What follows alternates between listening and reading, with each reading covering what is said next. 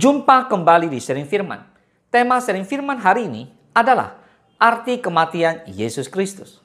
Saudara, Jumat Agung adalah hari yang penuh perenungan bagi setiap orang percaya kepada Tuhan Yesus Kristus. Ini bukan hanya hari berkabung, melainkan hari kita merenungkan kasih Allah yang paling dalam. Kasih yang ditunjukkan melalui pengorbanan Yesus Kristus di atas kayu salib. Yohanes 3:16 dikatakan, karena begitu besar kasih Allah akan dunia ini, sehingga ia telah mengaruniakan anaknya yang tunggal, supaya setiap orang yang percaya kepadanya tidak binasa, melainkan beroleh hidup yang kekal. Nah, jadi saudara, kasih Allah yang begitu besar diwujudkan lewat pengaruniaan anaknya yang tunggal, yaitu Yesus Kristus. Supaya setiap orang yang percaya kepada Yesus beroleh hidup yang kekal.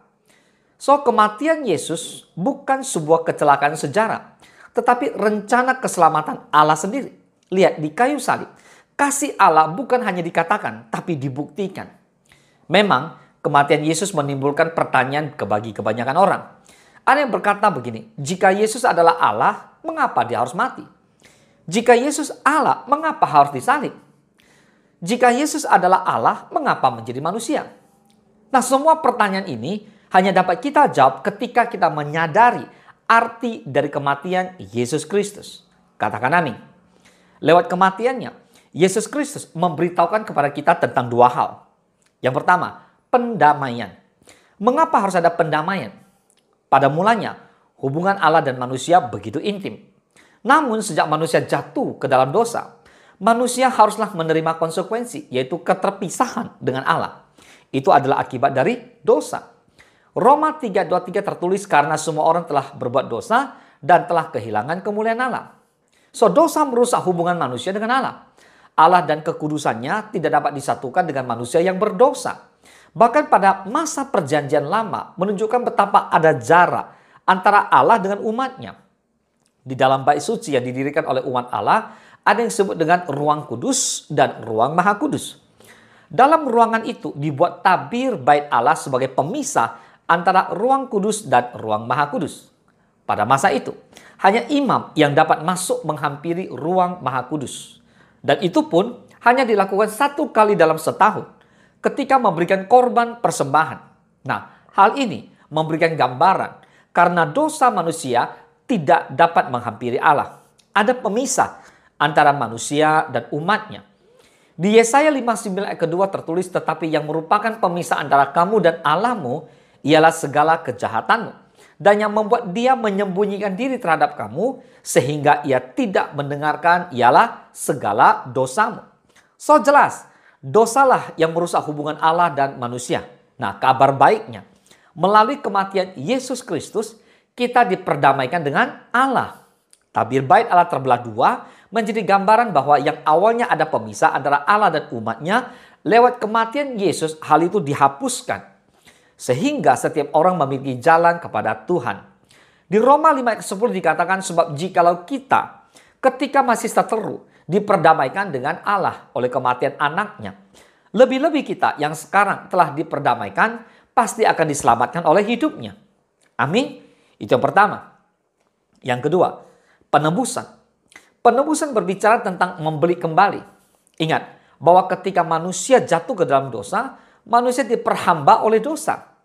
Penebusan dalam Kristus artinya bahwa dia telah membeli kita kembali dari perbudakan dosa. Pertanyaannya, mengapa Yesus yang harus jadi korban penebusan? Karena manusia tidak dapat menebus dirinya sendiri. Bahkan dikatakan bahwa upah dosa adalah maut. Di 2 Korintus 5:21 dikatakan, dia yang tidak mengenal dosa telah dibuatnya menjadi dosa karena kita, supaya dalam dia kita dibenarkan oleh Allah. Jika kita tidak mati untuk menanggung dosa kita, itu artinya harus ada pribadi yang menggantikan kita. Dan pribadi itu haruslah sempurna, tak bercacat. Dan Yesuslah korban yang sempurna. Katakan amin. Sekarang kita lihat dampak dari pendamaian dan penebusan yang Yesus lakukan. Yang pertama, kita memperoleh jaminan tentang kehidupan kekal. Yohanes 17 ayat ketiga dikatakan, inilah hidup yang kekal itu, yaitu bahwa mereka mengenal Engkau satu-satunya Allah yang benar, dan mengenal Yesus Kristus yang telah Engkau utus. Artinya, tidak ada jalan dan cara lain untuk mendapatkan kehidupan kekal selain di dalam Allah dan anaknya Yesus Kristus. Kehidupan kekal bukan berbicara bahwa kita tidak akan mengalami kematian. Kita tetap akan mengalami kematian. Namun, janjinya bahwa kita akan bersama-sama dengan Dia di surga selama-lamanya. Katakan amin. Yang kedua, dampaknya adalah kita memperoleh kemerdekaan. Kematian Yesus memerdekakan kita. Bukan berarti kita dibebaskan untuk melakukan apa saja dan berbalik kepada dosa. Tapi kita dimerdekakan untuk hidup bagi Allah dan melayani Allah. Galatia 2:20 dikatakan, namun aku hidup, tetapi bukan lagi aku sendiri yang hidup, melainkan Kristus yang hidup di dalam aku.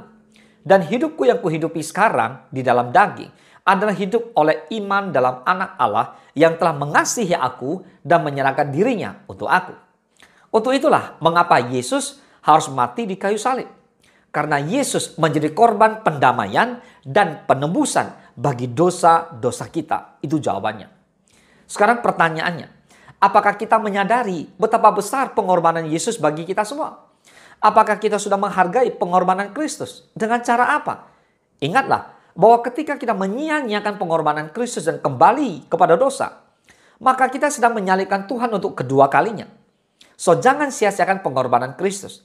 Mari kita muliakan dan layanilah Tuhan dengan segenap hidup kita.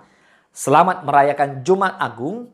Ingat pesan Tuhan hari ini, Yesus Kristus rela mati bagi kita supaya kita diselamatkan. Boleh katakan amin. Tuhan Yesus memberkati.